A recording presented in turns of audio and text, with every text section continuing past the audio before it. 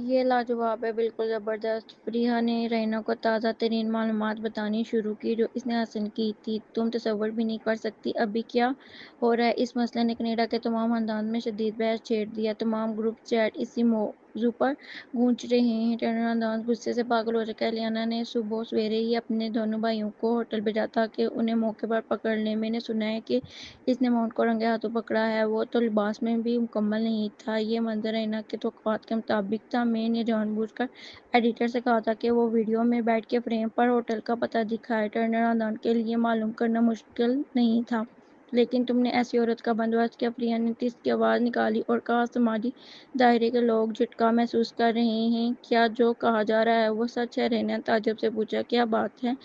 H I وی، فریحہ نے کہا۔ اس عورت نے دعویٰ کیا ہے کہ وہ ایچ آئی وی کی مریض ہے۔ اس نے رینا کو اتنا چونکایا کہ وہ فوراً منگنی ختم کرنے پر آمادہ ہو گئی۔ رینا الجھن کا شکار ہو گئی۔ فریحہ نے کہا، تمہارا منصوبہ شاندار تھا۔ فرض کرو اگر رینا نے واٹس ایپ پر مونٹ کو پکڑا ہوا تھا تو پھر شاید رشتہ داری جاری رہتا۔ اگر پیٹرنر خاندان نے ٹرنر خاندان کو کچھ فائدے دے دیے ہوتے، کیونکہ ٹرنر خاندان بھی اسی طرح شادی شدہ سے فائدہ چاہتا تھا۔ یہ صرف مونٹو کے لیے بدنامی کا باعث بنا، مگر اس بار وہ ایچ آئی وی میں مبتلا ہو گیا۔ کون سی لائق عورت آئے مونٹو سے شادی کرنے کی ہمت کرے گی؟ رینا چونک گئی۔ فریحہ بولی، چونکہ تم نے یہ ڈرامہ ترتیب دیا ہے، تم نے معاملے کو صاف طریقے سے نپٹایا ہوگا۔ پیٹرنس خاندان تم پر شک نہیں کرے گا، ہے نا؟ جب مونٹو جاگے گا تو اسے معلوم ہونا چاہیے کہ یہ میرا کیا کھیل تھا۔ اس نے مجھے کل رات کھانے پر بلایا تھا۔ اس کے بعد میرے لوگوں نے ہوٹل میں اسے بے ہوش کر دیا، جس کے بعد جو کچھ ہوا وہ ہوا۔ اگر چاہے ہوٹل کی سیکیورٹی فوٹیج ڈیلیٹ کر دی گئی ہے، مگر مونٹ کو یقیناً پتہ چل جائے گا۔ فریحہ جھٹکی لیتے ہوئے بولی، پھر رین نے مجھے بتایا کہ اگر تم اپنے سارے نشان مٹا دو تو مسئلہ نہیں ہوگا۔ اگر پیٹرنس خاندان کو پتہ چل گیا کہ تم نے مونٹ کو ایچ آئی وی میں مبتلا کروایا تو مونٹ کا باپ خطرناک حریف ثابت ہوگا۔ کہا جاتا ہے کہ اس کے ہاتھ نوجوانی میں ہونس سے رنگے ہوئے تھے۔ مونٹ کو اس کا اکلوتا بیٹا ہے۔ رینا نے وہاں چڑھائی، میں واقعی اس عورت کو یا اس کی ایچ آئی وی ہونے کے بارے میں کچھ نہیں جانتی، تو شاید یہ حادثاتی طور پر ہوا ہے۔ تم احتیاط کرو۔ فریحہ بولی، اگر چاہے ہینگو کے منصوبے کی ترتیب مکمل ہو چکی ہے، ملاپ رقم زیادہ نہیں ہے، چاہے پیٹرنس خاندان پکڑا بھی جائے، وہ شاید پیسے دے کر معاملہ طے کر لے۔ درحقیقت تمہیں کل رات جو کیا وہ نہیں کرنا چاہیے تھا۔ ہمارے پاس پہلے ہی منصوبہ تھا۔ پیٹرنس خاندان کا زوال صرف وقت کی بات ہے۔ رینا نے اپنے ماتھے کے بیچ کی جگہ مسل لی۔ مونٹ بار بار میرے سامنے آ کر مجھے مطلع محسوس کرواتا تھا۔ میں بس اسے سبق سکھانا چاہتی تھی۔ چھوڑ دو، جو ہو گیا ہو گیا، مگر تمہیں احتیاط کرنی چاہیے۔ جہاں بھی جاؤ سیکیورٹی رکھو۔ فریحہ نے کہا، اگر تمہارے پاس کافی لوگ نہیں ہیں تو کیا میں رین سے کہہ کر کچھ لوگ منگواؤں؟ نہیں، رینا نے کہا، تم نے ابھی تک اس سے شادی بھی نہیں کی، اسے تنگ مت کرو۔ ٹھیک ہے، مجھے صورتحال کا اندازہ ہے۔ یہ بات ختم ہونے کے بعد رینا نے اسٹیفن کو بلایا۔ کل رات تم نے وہ عورت کہاں سے لائی تھی؟ اسٹیفن نے کہا، ایک طائف خانے سے۔ وہاں کی عورتیں غریب ہیں، پیسے مل جائیں تو وہ کچھ بھی کر لیتی ہیں۔ وہ عورت ایچ وی آئی کی مریض ہے۔ رینا نے کچھ دیر خاموش رہنے کے بعد کہا۔ اسٹیفن نے سر کے پچھلے حصے پر ہاتھ پھیرا۔ اچھا، یہ معمول کی بات ہے۔ اس کاروبار میں شامل عورتوں کو ایسی امراض لگ جاتی ہیں، عام ہے۔ یہ پھر بھی قابل فہم ہے۔ کم سے کم یہ کوئی ایسا گندی مرض نہیں ہے۔ اس میں کچھ منطق نہیں تھی، اسٹیفن نے کہا، اور تم نے خود کہا تھا کہ مونٹ جیسے حرامی کسی مہنگی عورت کا حقدار نہیں۔ رینا چونک گئی اور بے بس ہنس پڑی۔ چھوڑو یہ بات، اس عرصے میں خصوصی احتیاط کرو۔ کہا جاتا ہے کہ مونٹ کا باپ بے رحم ہے۔ اس بار ہم نے حد پار کر دی اور نشان چھوڑ دیے ہیں۔ اسٹیفن خاندان ضرور بدلہ لے گا۔ ہم کھلے حملے سے نہیں ڈرتے، مگر خفیہ حملے ہو سکتے ہیں۔ ٹھیک ہے، اسٹیفن نے سر ہلایا۔ مگر فکر مت کرو، میں ضرور تمہاری حفاظت کروں گا۔ البتہ کیا تم چاہتی ہو میں میکس کو کہوں کہ مزید لوگ بھیجے؟ یہ سن کر رینا نے سر ہلایا اور اسٹیفن کی طرف ایک پیچیدہ نگاہ سے دیکھا۔ میکس کو مت بتاؤ۔ اسٹیفن حیران ہوا۔ کیوں؟ اس کے اپنے معاملات ہیں، اسے بار بار بے چین مت کرو، رینا نے سخت انداز میں کہا۔ مجھے معلوم ہے تم دونوں بھائیوں کی طرح قریبی ہو، مگر چونکہ تم یہاں میری حفاظت کے لیے ہو، تم بس اپنا کام کرو۔ تمہیں ہر بات تفصیل سے میکس کو بتانے کی ضرورت نہیں۔ اسٹیفن کو عجیب محسوس ہوا۔ اس نے واقعی میکس کو بہت ساری باتیں بتا رکھی تھیں۔ میکس اچھی طرح جانتا تھا کہ رینا روز کیا کرتی ہے۔ اسٹیفن، میں جانتی ہوں میکس سے میرے لیے فکر مند ہے، رینا نے لہجہ نرم کیا۔ اس نے ہمیشہ مجھ سے اچھا سلوک کیا، مگر ہر کسی کی پرائیویسی ہوتی ہے اور ویسے بھی اس کا فرض وزیر اعظم کی حفاظت ہے۔ اگر وہ میری ذاتی باتوں میں الجھا رہے گا تو اس کی پیشہ ورانہ ترقی متاثر ہوگی۔ سمجھ گیا۔ اسٹیفن نے پیچیدہ صورت بنا لی۔ میں آئندہ خیال رکھوں گا۔ اسی دوران دو اور باڈی گارڈ رکھ لو جو ماہر ہوں۔ یہ ممکن ہی نہیں کہ تمہاری انڈسٹری میں کوئی کنیکشن ہی نہ ہو۔ ٹھیک ہے، میں ابھی لوگوں کی تلاش شروع کروں۔ اسٹیفن نے سر ہلایا۔ جینی گروپ کی اوپرلی منزل پر جب مونٹ اندر داخل ہوا تو اسی لمحے ایک ہائیڈرو کور کتاب اس کی طرف پھینکی گئی۔ وہ اس کے چہرے پر لگی اور فوراً سوجن آ گئی۔ تم کیا کر رہے ہو؟ کیا تم اپنے بیٹے کو مارنا چاہتے ہو؟ میڈی، اسٹیفن نے مسٹر پیٹرسن نے غصے سے مونٹ کی طرف انگلی اٹھاتے ہوئے ڈانٹا۔ میں نے تفتیش کروائی ہے، تمہاری وہ عورت جس کے ساتھ تم رہ رہے تھے ایک فحاشی ہے۔ کوئی بھی اس کے ساتھ سو سکتا ہے صرف $100 دے کر۔ اس میں HIV ہے۔ میرا خیال ہے شاید یہ تمہیں بھی لگ گیا ہوگا۔ مونٹ کا چہرہ زرد پڑ گیا۔ ابا، مجھے علیزے نے پھنسوا دیا۔ میں نے کہا منگنی کے بعد سدھرو، مگر تم نے سنا ہی نہیں، مسٹر پیٹرسن غصے میں بولے۔ وہ تو تبریز کے ساتھ بھی الجھنے کی جرات کر گئی تھی۔ تمہیں احتیاط کرنی چاہیے تھی۔ اس عورت کو کم مت سمجھو۔ تم نے جب اسے چھوڑ دیا تو شاید وہ تم سے رجحان ہو گئی تھی۔ مونٹ کا چہرہ اور بھی سفید پڑ گیا۔ وہ کچھ سمجھ نہیں پایا تھا۔ جب علیزے کو وہ ماضی میں جانتا تھا وہ ایسی نہیں تھی۔ وہ نرم مزاج تھی۔ ایک مچھلی مارنا بھی شاید ہمت نہ کر پاتی۔ علیزے اس سے بے حد محبت کرتی تھی۔ ہمیں مونٹ کا بدلہ لینا ہوگا، میڈی پیٹرسن غصے بھرے لہجے میں بولے۔ ہمیں اس کی زندگی جہنم بنانی ہوگی۔ یہ اتنا آسان نہیں ہے، مسٹر پیٹرسن نے سخت نگاہ سے کہا۔ میں نے علیزے کی تفتیش کروائی ہے۔ وہ نہ صرف لغاری کارپوریشن کی نئی صدر ہے اور فلم کی گروپ کی بڑی شیئر ہولڈر ہے، بلکہ حال میں وہ لغاری کارپوریشن کی بھی شیئر ہولڈر بن گئی ہے۔ یہی کہ تنویر بھی اس کے خلاف نہیں جا سکتا۔ مونٹ حیران ہو کر بولا، یہ کیسے ممکن ہے؟ وہ تو ایک عام سی لڑکی ہے۔ اگر میں نہ ہوتا تو وہ شوبز میں بھی نہیں آ پاتی۔ بے وقوف بچے، یہ صرف اس بات کی علامت ہے کہ تم اسے اچھی طرح نہیں سمجھتے، مسٹر پیٹرسن نے غصے سے ہونٹ بھینچ کر کہا۔ چونکہ اس نے تمہیں HIV لگوایا اس لیے اسے اس کا ذمہ دار ٹھہرانا پڑے گا، ورنہ پیٹرسن خاندان اسے چھوڑے گا نہیں۔ کسی ذمہ داری کی بات ہو رہی ہے؟ محترمہ پیٹرسن غصے میں بولی۔ بس لوگوں کو کہو کہ اسے بھیج دیں، اسے کینیڈا سے اپنی چاروں ٹانگیں صحیح سلامت لے جانا نہیں دیں۔ مسٹر پیٹرسن نے وہوں کے درمیان رگڑ ڈالی۔ ان کی بیوی کو علم کم تھا۔ یہ شاید اس لیے تھا کہ وہ آزادی بھری زندگی کی عادی تھی، لہٰذا اس نے علیزے کو، جو کہ ایک اداکارہ تھی، زیادہ اہمیت نہیں دی۔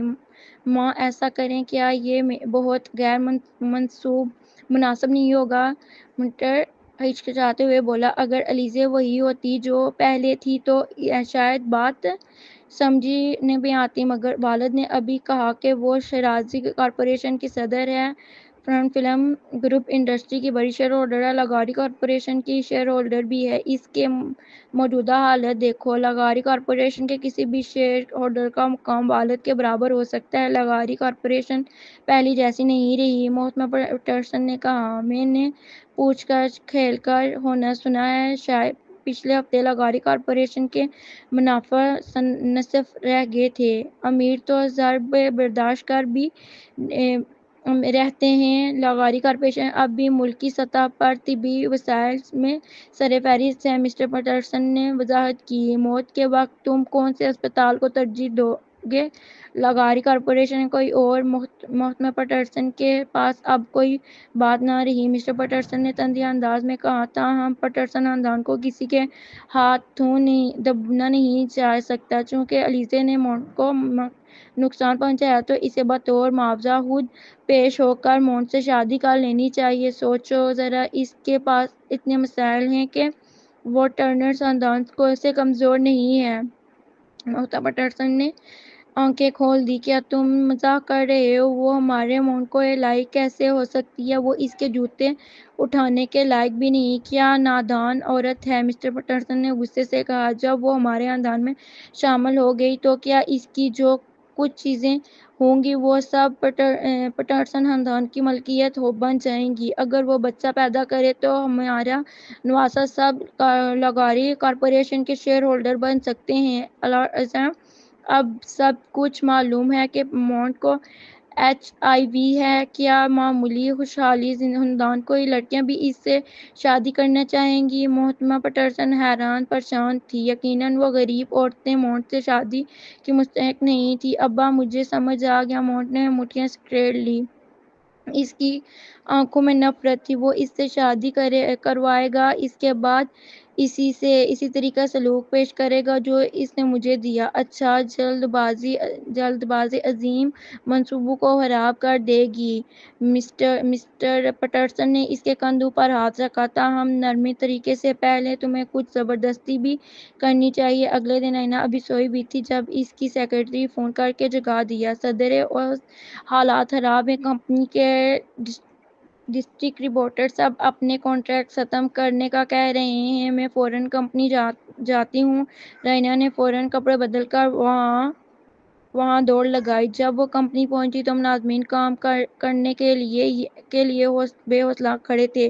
وہ گروپ بنا کر کھڑے اور گہرائی سے بحث کر رہے تھے۔ کمپنی بہت بدقسمت ہو گئی ہے۔ پہلے مینیجر ڈین نے سب خراب کیا۔ خراب شپ کو آخرکار نکال دیا گیا، مگر ڈسٹرکٹ رپورٹر پھر ہلچل مچا رہے ہیں۔ اگر انڈسٹری رپورٹرز نہ ہوتے تو کمپنی کی مصنوعات کیسے بیچی جائیں گی؟ ہمارے فروخت شروعات ہی ایسی اچھی نہیں تھی۔ میں نے سنا ہے کہ صدر اوسط ستارہ کھلاڑیوں کو بطور سفیر لینے کی بات کر رہی تھی، مگر سب نے انکار کر دیا۔ کمپنی برے حالات میں ہے۔ ایک مشہور شخصیت کو کمپنی چلانا آتا ہی نہیں۔ میرا خیال ہے ہمیں فوراً کمپنی بدل دینی چاہیے۔ جب رینا اندر آئی تو وہ ملازمین فوراً خاموش ہو گئے۔ وہ پیچھے ہٹے اور مزید کچھ نہ کہہ پائے۔ ابھی ہر ڈپارٹمنٹ کے سینئر مینیجر کو کانفرنس روم میں بلاؤ، رینا نے ہدایت دی۔ 10 منٹ بعد کانفرنس روم میں صرف 5 سینئر مینیجر ہی حاضر ہوئے۔ جب سیکرٹری لین نے باقی لوگوں کو فون کیا تو انہوں نے کہہ دیا کہ وہ استعفیٰ دے رہے ہیں اور مزید کام نہیں کریں گے۔ انہیں اس ماہ کی اپنی تنخواہ بھی نہیں چاہیے۔ فائنانس ڈپارٹمنٹ کے سینئر مینیجر نے کہا، انہیں بلانا بند کرو۔ میں اندازہ لگا سکتا ہوں کہ وہ کیوں نہیں آ رہے۔ کسی نے مجھے کل رات فون کیا اور کہا اگر میں کمپنی بدلوں تو مجھے $500,000 دیں گے اور مجھے کسی اور کمپنی سے بھی متعارف کروائیں گے جہاں میرے مستقبل کے امکانات بہتر ہوں گے۔ اگر میں یہاں 10 سال سے زیادہ کام کرنے کے باوجود شیرازی کارپوریشن کے ساتھ جڑا نہ ہوتا تو میں بھی چلا جاتا۔ مجھے بھی کال آئی تھی۔ پلاننگ ڈپارٹمنٹ کے مینیجر نے کہا، شاید انہی لوگوں نے ڈسٹرکٹ رپورٹرز کو بھڑکایا ہوگا۔ اس نے بھی فوراً اظہار کیا، کمپنی کے سب سے اہم مارکیٹنگ، سیلنگ اور پبلک ریلیشنز ڈپارٹمنٹس کے سینئر مینیجر کو ہٹ کر لیا گیا تھا۔ باقی ڈپارٹمنٹس بھی انفرادی کا شکار تھے۔ کمپنی کیسے چل سکتی تھی؟ درحقیقت رینا کو اس سب کے پیچھے موجودہ شخص کا اندازہ تھا۔ وہ توقع نہیں کر سکتی تھی کہ پیٹرسن خاندان سیدھا اس کی کمپنی پر حملہ کرے گا۔ اگر وہ جا چکے ہیں تو جو نہیں ٹک پائیں گے وہ کمپنی کے لیے وفادار بھی نہیں رہیں گے۔ جب تک کمپنی کے پاس پیسہ ہے، اسے چلانے میں مسئلہ نہیں ہوگا۔ رینا نے ہیومن ریسورسز کے ایک ملازم سے کہا، جلد ہی گریجویشن کا موسم ہے، آپ یونیورسٹی جا کر بھرتی تیاری کریں، ہم تنخواہیں اور فوائد بڑھا سکتے ہیں۔ وہ یونیورسٹی طالبات ابھی سوسائٹی میں ہیں، وہ پرجوش ہیں، انہیں تحقیقی خیالات رکھتے ہیں، میں انہیں اپنے خوابوں کے لیے ایک پلیٹ فارم دوں گی، اس کے بعد میں کمپنی کے اکاؤنٹ میں $200 ملین جمع کراؤں گی۔ $200 ملین کا سن کر سینئر مینیجر کو کچھ سکون ہوا۔ ڈسٹرکٹ رپورٹرز کا کیا ہوگا؟ بغیر ڈسٹرکٹ رپورٹرز کے تو کمپنی بالکل نہیں چلے گی، کسی نے پوچھا۔ پہلے والے ڈسٹرکٹ رپورٹر ہمارے ساتھ رہتے ہوئے بھی ہمارے حصص نہیں بیچ پائے تھے۔ سب سے اہم بات ایک معزز انویسٹر ڈھونڈنا ہے۔ جب موضوعات کی تشہیر ہوگی تو اچھی ڈسٹرکٹ رپورٹر خود بخود ہمارے پاس آئیں گے۔ رینا بالکل صاف طور تھی، اس کے پاس پیسے تھے، اسے گھبرانے کی ضرورت نہیں، البتہ انویسٹر کے معاملات نے اسے پریشان کر رکھا تھا۔ دفتر فوراً جا کر اس نے لیان کو فون کیا۔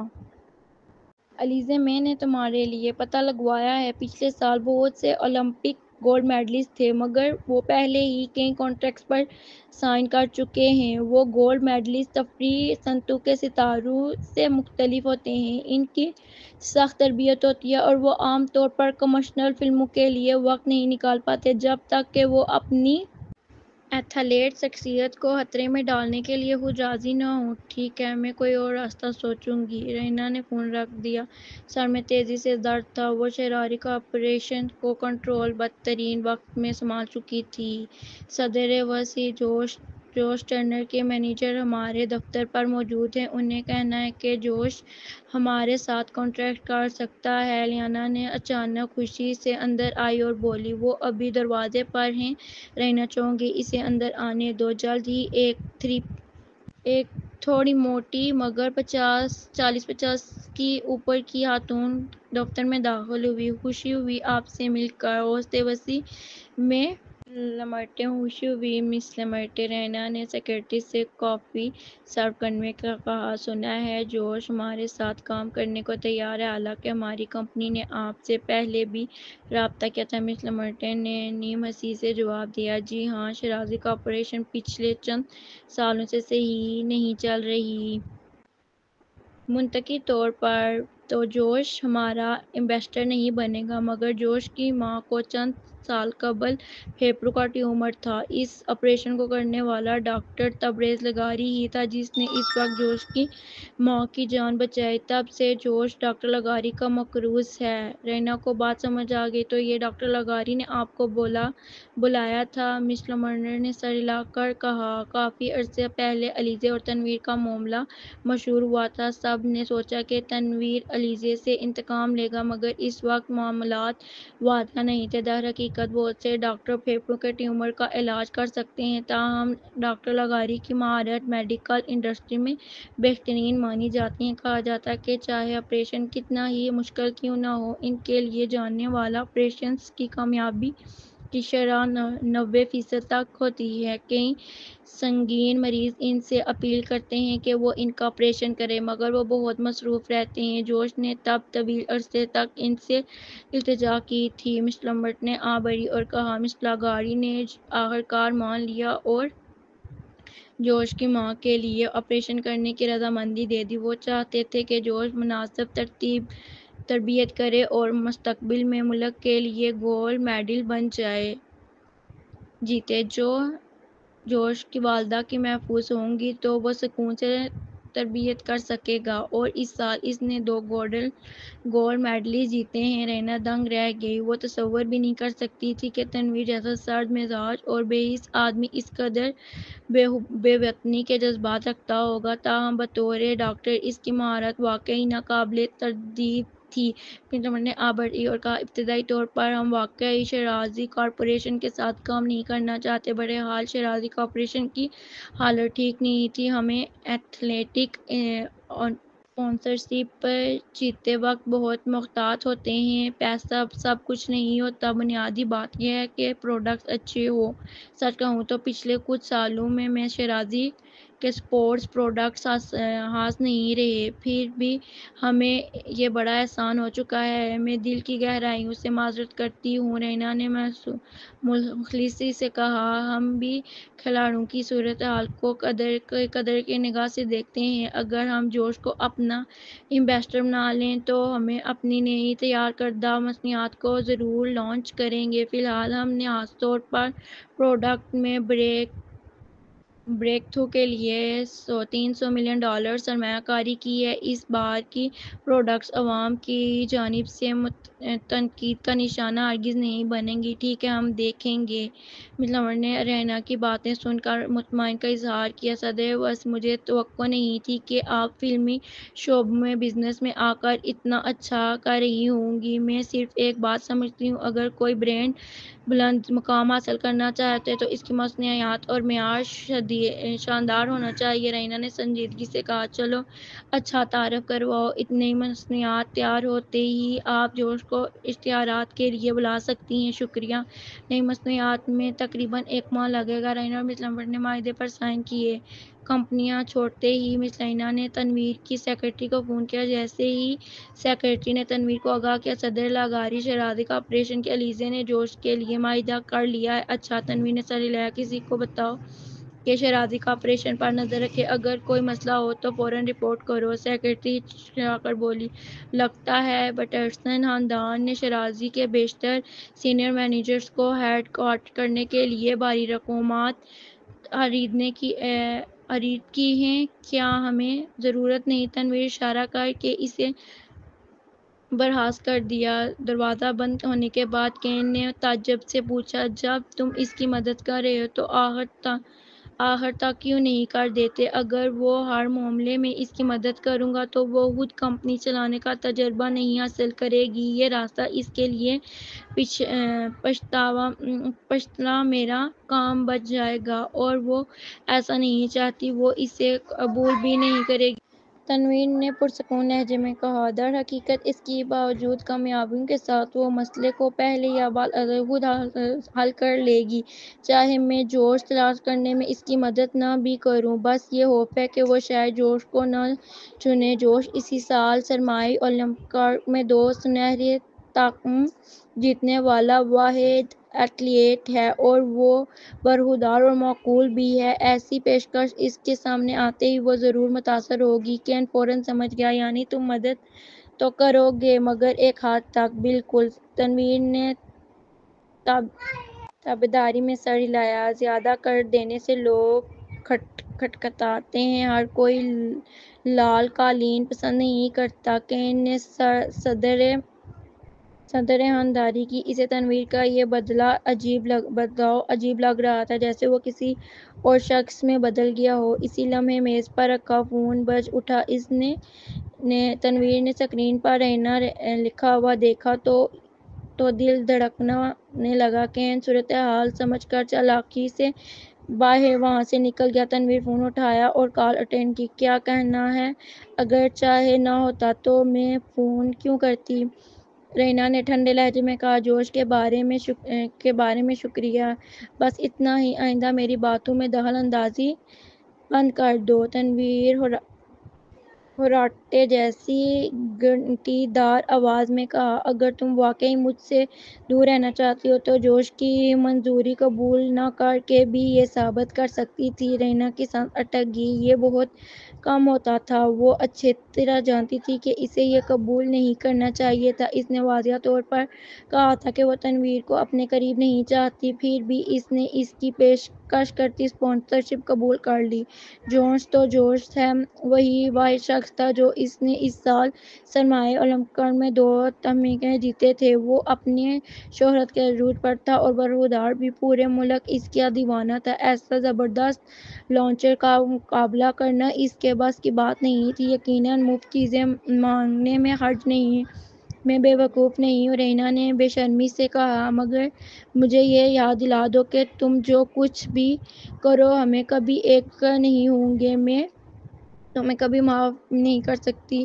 میں تم سے معافی کی توقع نہیں کر رہا۔ میں جانتا ہوں میں گندا ہوں، تمہارے لائق نہیں۔ تنویر نے بے پرواہی سے ہنس کر کہا، فکر مت کرو، میں تمہارے قریب آنے کی کوشش نہیں کروں گا۔ ویسے بھی میں تمہارے پیچھے کھڑے رہوں گا، جب تمہیں میری مدد کی ضرورت ہوگی میں سب سے پہلے حاضر ہوں گا۔ رینا کا سر درد سے گھومنے لگا۔ کیسے تمہاری مدد چاہیے؟ تم مجھے ٹھکرا سکتی ہو، یہ تمہارا حق ہے۔ رینا نے ایک گہری سانس لی۔ تنویر، کیا تم پر کوئی بھوت سوار ہو گیا ہے؟ کیا تم نے مجھ سے نہیں پوچھا تھا کہ جب تم برداشت کر سکتی ہو تو میں کیوں نہیں؟ رینا، میں برداشت کر رہا ہوں، سمجھ رہی ہو؟ اب مجھے محسوس ہوا کہ پسندیدگی جذبات جیسی فوقیات مانگی ہے، جبکہ محبت پر قابو اور ضبط مانگتی ہے۔ تو تنویر نے زبردست ایک ہنسی نکلی۔ اچانک رینا کے پاس کہنے کو کچھ نہیں رہا۔ دونوں کچھ دیر خاموش رہے، پھر تنویر نے مدھم آواز میں کہا، رینا، کیوں نہ ہم ایک معاہدہ کر لیں؟ میں تمہارے قریب نہیں آؤں گا، مگر جب تمہیں میری ضرورت ہوگی میں ہمیشہ موجود رہوں گا۔ میں شادی نہیں کروں گا اور دوسری عورتیں بھی تلاش نہیں کروں گا، اور تم دوسرے مردوں کے ساتھ رشتے میں مت بنانا، ٹھیک ہے؟ اگر وہ واقعی کسی اور مرد کے ساتھ ہو گئی تو تنویر جانتا تھا کہ وہ بدترین پاگل ہو جائے گا، پھر بھی وہ کچھ نہیں کر سکتا تھا۔ شاید اس نے خود کو بیوقوف بنانے کا انتخاب کر لیا تھا تاکہ اپنے احساسات کو سن کر سکے۔ رینا دنگ حیران رہ گئی۔ شاید اس کی وجہ یہ تھی کہ اس نے کبھی تصور بھی نہیں کیا تھا کہ تنویر ایسا مطالبہ کرے گا۔ وہ میکس کے بارے میں سوچے بغیر نہ رہ سکی۔ میکس نے کہا تھا، جب وہ رشتہ قائم کرنے کا سوچے گی تو وہ سب سے پہلے شخص بنے گا جس سے وہ رجوع کرے گی۔ میکس کی خاطر وہ ایسے بے معنی مطلب قبول نہیں کر سکتی۔ تنویر، کیا تمہارا مطلب یہ ہے کہ تم چاہتے ہو کہ میں کبھی شادی نہ کروں، اولاد پیدا نہ کروں اور دوسرے مردوں کے ساتھ کبھی رشتہ نہ بناؤں تاکہ میں تمہاری خاطر ہمیشہ سنگل رہوں؟ رینا نے پوچھنے سے خود کو روک نہ سکی، میں تم سے نفرت کرتا ہوں، پھر بھی تم چاہتی ہو کہ میں اپنی تمام زندگی قربان کر دوں؟ کیا وہ ممکن ہے؟ تنویر گھبراہٹ محسوس کی۔ رانیہ، میں نے بہت حساب کتاب کیے ہیں اور ازالے بھی کیے ہیں۔ جب تم تنہا ہو تو میں بھی ہوں۔ تم خود کہا تھا کہ تم نے اپنی زندگی میں صرف مجھ سے محبت کی ہے۔ تم نے ازالہ اور بدلے کا فیصلہ خود کیا، مگر یہ تمہارا معاملہ ہے۔ تم کسی حق دیا تھا کہ تم مجھے اپنے ساتھ نیچا دکھاؤ؟ رینا نے ٹھنڈے لہجے میں کہا، ہاں، میں نے تمہیں صرف چاہا تھا، مگر وہ ماضی کی بات ہے۔ میں اب تم سے محبت نہیں کرتی، میں اپنی پیش دہانی میں ہوں اور اب بھی جوان ہوں۔ میں زندگی کے لیے ابھی بہت کچھ ہے۔ میرا کوئی خاندان نہیں، اس لیے میں ضمانت نہیں دے سکتی کہ مستقبل میں میری زندگی کیسی ہوگی۔ اس کے باوجود مجھے یقین ہے کہ میں ایک بچے کی خواہش رکھتی ہوں۔ تنویر نے رینا کو ماں بنتے ہوئے سوچا۔ یہ منظر اسے اندر تک چبھ گیا۔ اگر میں تمہاری درخواست قبول کروں تو میں خود ہی بیوقوف بن جاؤں گا۔ رینا نے کال کاٹ دی۔ رات کو رانیہ کام کے بعد گاڑی سے گھر لوٹی۔ جب اسٹیفن گاڑی چلا رہا تھا وہ بوریت میں فون نکال کر فریحہ کے ساتھ پب جی کھیل رہی تھی۔ اگلے لمحے سامنے بیٹھے اسٹیفن نے اچانک سے کہا، بریک میں کچھ خرابی ہے؟ رانیہ ذرا سی دیر کے لیے حیران رہ گئی۔ کسی نے اسے چھیڑا ہے نا؟ ہاں، میرا خیال بھی یہی ہے، اسٹیفن نے ماتھا چڑھایا۔ کیا اس کا کوئی حل ہے؟ رانیہ نے اسٹیفن سے ریور آئینے سے پیچھے بیٹھی خاتون کو جھنجھلاتا سا دیکھا۔ اسی گھڑی میں وہ ابھی پب جی کھیلتی تھی۔ اس کی آواز، چہرے کا اظہار اتنا پرسکون تھا کہ جیسے وہ موسم کی بات کر رہی ہو۔ اسٹیفن کے ہونٹ اپنے آپ ہی پھڑپڑائے۔ مس وسیع، کیا آپ ڈر نہیں رہی؟ ڈر رہی ہوں۔ جب رانیہ نے جواب دیا تو اسی لمحے اس نے اچانک رقیب کو ہرا دیا۔ بہرحال میکس نے تم پر اعتبار کیا ہے، مجھے یقین ہے تم اس کا حل نکال سکو گے۔ اسٹیفن کہنے کو کچھ نہیں پایا۔ آپ کے اعتماد کا شکریہ، میرا مطلب ہے میں میکس پر بھروسہ کرتی ہوں، رانیہ نے اضافہ کیا۔ اسٹیفن بلا وجہ متاثر محسوس ہوا۔ مس وسیع، براہ کرم سیٹ بیلٹ باندھ لیں، شاید آگے کوئی ٹکر ہو جائے، مگر براہ کرم مجھ پر بھروسہ کریں چھوڑیں۔ چونکہ آپ میکس پر بھروسہ کرتی ہیں تو مجھے وضاحت بند کر دینی چاہیے۔ میں تیار ہوں۔ رانیہ نے سیٹ بیلٹ باندھ لی تھی۔ اسٹیفن نے جھکی آنکھوں سے دیکھا۔ 100 میٹر آگے ایک سکول تھا۔ وہ بھی ابھی وقت تھا جب کہ سکول ختم ہوتا ہے۔ کئی بچے سڑک عبور کر رہے ہوں گے، اس لیے اس گاڑی روکنی تھی۔ تاہم سڑک ڈھلان ہونے والی تھی۔ جب بھی اسے شیطانی کام کر سکتا تھا، اس کے پاس واقعی کوئی اخلاق نہیں۔ اسٹیفن نے اسٹیئرنگ گھمائی اور دائیں طرف پھولوں کے بیڈ کی طرف گاڑی موڑ دی۔ پہلے اس نے پھولوں کے بیڈ کے کنارے پر گاڑی کے دائیں اگلے حصے کو رگڑ سے رفتار کم کی۔ اس کے بعد وہ آہستہ پھولوں کے بیڈ کی طرف گیا اور پھر پودوں پر چڑھا۔ جب کہ گاڑی کی رفتار کم ہوئی تو وہ پھولوں کے بیڈ سے باہر نکلی اور آہستگی سے سڑک کنارے درخت کی طرف بڑھ گئی۔ ایک زور کے ساتھ ایئر بیگ کھل گیا۔ تبھی گاڑی رک گئی۔ اسٹیفن فوراً ڈرائیور سیٹ سے باہر نکلا اور پچھلا دروازہ کھولا۔ مس پرسی، کیا آپ ٹھیک ہیں؟ ہاں، رانیہ نے سر ہلا کر جواب دیا۔ چند جھٹکوں کے علاوہ وہ ٹھیک تھی۔ پولیس کو کال کرو۔ ٹھیک ہے۔ اسٹیفن نے فوراً پولیس سے رابطہ کیا۔ گاڑی سے نکلنے کے بعد رانیہ نے اپنا فون نکالا۔ گیم ابھی بھی جاری تھی۔ فریحا نے اسکرین پر پیغام ٹائپ کرکے مدد کے لیے کہا، ساتھیو تم کہاں ہو؟ جلدی آؤ، میری مدد کرو، میں گھیرے میں ہوں۔ سبین، میرے پاس گولی نہیں، مجھے کچھ گولیاں لا کر آپ کو بچانے دو۔ جاؤ اور رانیہ کو ڈھونڈو۔ رانیہ میری دیوی، براہ کرم واپس آؤ۔ رانیہ تم اتنی چپ کیوں ہو؟ رانیہ کیا تم ابھی بھی ہو؟ یہ مت کہنا کہ تم مشکل وقت میں کارکردگی نہیں دکھا سکتی۔ رانیہ میں یہاں ہوں۔ ابھی مجھے ایک حادثہ ہوا مگر مسئلہ حل ہو گیا۔ فریحا کچھ نہیں کہہ سکی۔ سبین، کیا تم گیم کے حادثے کا حوالہ دے رہی ہو؟ رانیہ حقیقت، زندگی میں کسی نے میری گاڑی کی بریک میں چھیڑ چھاڑ کی۔ فریحا لعنت، کیا تم ٹھیک ہو؟ رانیہ، ہاں میں ٹھیک ہوں، معاملہ حل ہو گیا ہے۔ سبین، واہ، پھر تو بالکل گھبرائیں نہیں، تمہیں کم سے کم ہمیں کال کرنی چاہیے تھی۔ فریحا، اگر میں تمہاری جگہ ہوتی تو نتیجتاً جو بھی ہو آخری کلمات تیار کر لیتی ہوتی۔ رانیہ ہنسی، میں نے پہلے موت کا تجربہ کیا ہے تو پھر مجھے کیوں ڈرنا چاہیے؟ فریحا، بیٹی میں تمہاری تعریف کرتی ہوں۔ سبین، بیٹی تم وہ واحد ہو جس کی میں تعریف کرتی ہوں۔ اس کے بعد رانیہ ٹیکسی سے گھر واپس آئی۔ جب وہ اپنی دہلیز پر پہنچی تو دیکھا کہ گھر الٹ پلٹ پڑا ہوا ہے۔ بہت سی جویلری اور گھڑیاں جو اس نے سیف میں نہیں رکھی تھیں چوری ہو گئی۔ ڈونکی ڈونکی، باہر کسی نے دروازے کی گھنٹی بجائی۔ رانیہ دروازہ کھولنے لگی تو میکس کھڑے تھے۔ وہ ڈاکٹر مارٹن کے بوٹ اور فوجی پتلون، سیاہ شارٹ سلیو شرٹ پہنے تھے۔ غالباً وہ ٹریننگ سینٹر سے فوراً یہاں پہنچے۔ رانیہ، کیا تم ٹھیک ہو؟ میں نے اسٹیفن سے سنا کہ تمہاری گاڑی میں چھیڑ چھاڑ کی گئی تھی۔ میکس فوراً اس کی کندھوں کو تھام کر اوپر نیچے دیکھنے لگا۔